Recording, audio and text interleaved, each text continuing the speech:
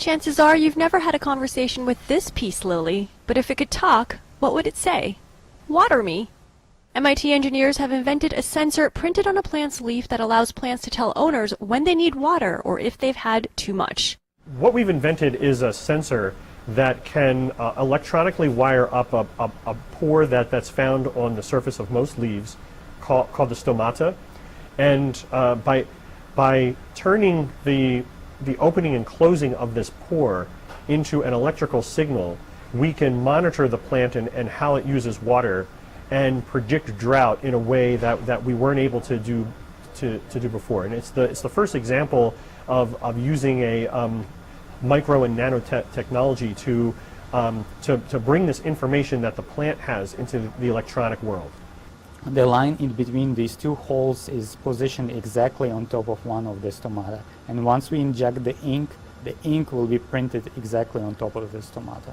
So this is already the printed pattern, and it's already been aligned and dried out on top of the stomata.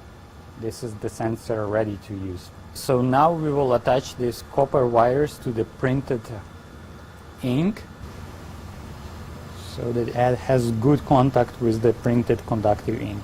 These stomata pores look a lot like a human eye. They open and they close. When they open, water evaporates from a layer inside the leaf. When they close, it turns off that evaporation.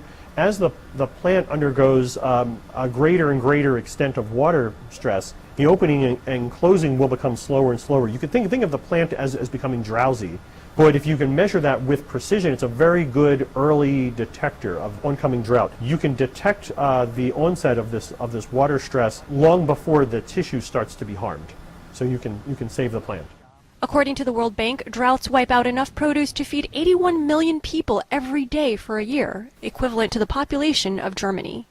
Ultimately, strategies like this could allow us to plant crops that are more and more sensitive to drought, but we're able to mitigate it so we can increase food supply. Strano and his team are working on a way to make it easier for people to use and apply these sensors with a sticker. By placing a sticker on the plant's surface, the owner of the plant can read the plant's information wirelessly on his or her phone.